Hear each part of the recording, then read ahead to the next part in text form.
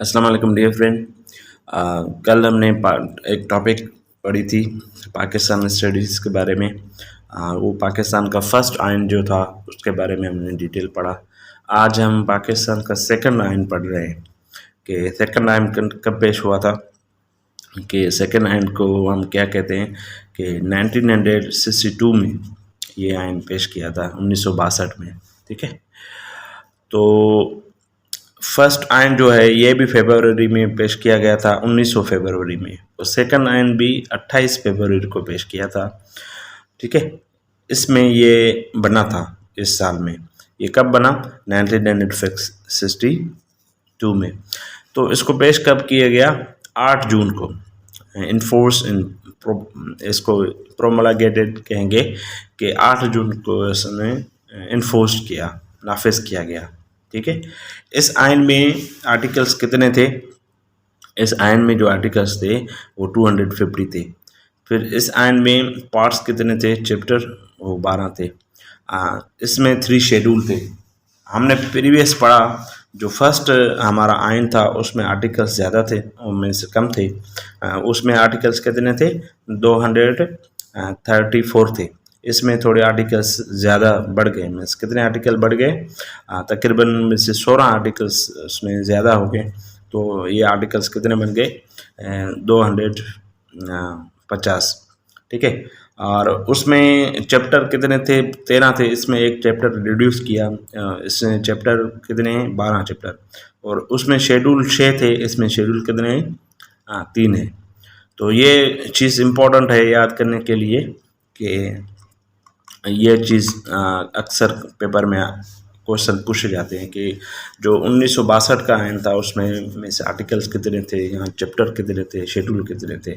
इसके बाद आता है कि अमेंडमेंट कब की जाती इस आयन में। अगर एक पार्टी के पास मीन्स 2.3 रेशो मेजॉरिटी है, मेजॉरिटी का मतलब कि हम रेशो निकालते हैं ना, तो जिसके पास ज़्यादा मेजॉरिटी होगी तो वो इस आयन में अमेंडमेंट कर सकता है, चेंज कर सकता है, वरना नहीं कर सकता। अगर मुखालफत में जोर ज़्यादा पड़ गए तो ये चेंज नहीं कर सकता। ठीक है, इसके बाद जो है president election direct method declare किया गया। अच्छा,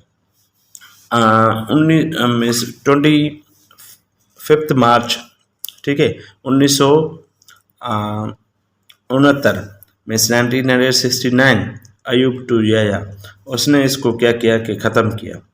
एक LFO ले आया, primary foundation to set up election. LFO का मतलब ये है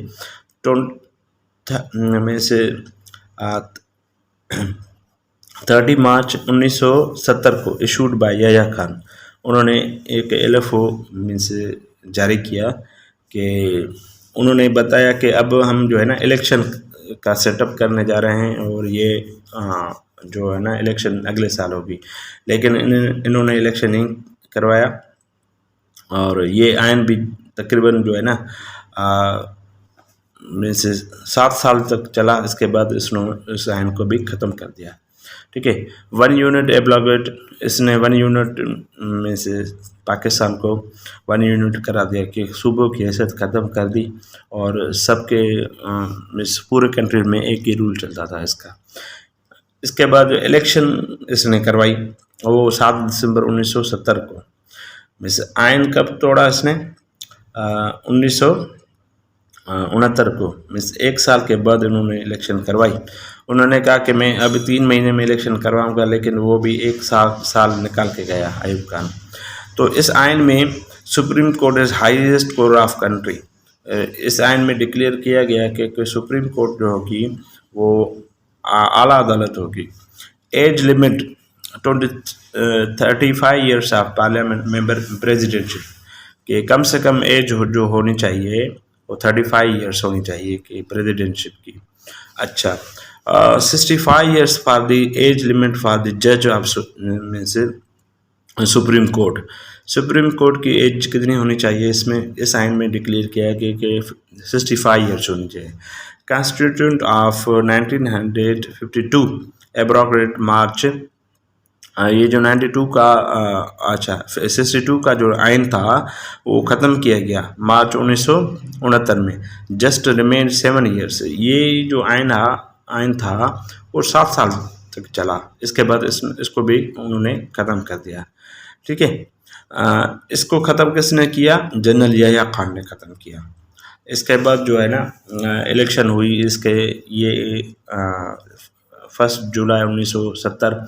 इस इलेक्शन में जो है जुल्फ़िकार अली भुट्टो इसके बाद वज़ीर आज़म बना, और इस इलेक्शन में ही मुजीब जो है मुजीब शेख बांग्लादेश का जो फर्स्ट प्राइम मिनिस्टर था वो ज़्यादा सीट्स लेके आया था, लेकिन उनको कहा कि भाई इधर का पाकिस्तान तुम्हारा, उधर का पाकिस्तान हमारा।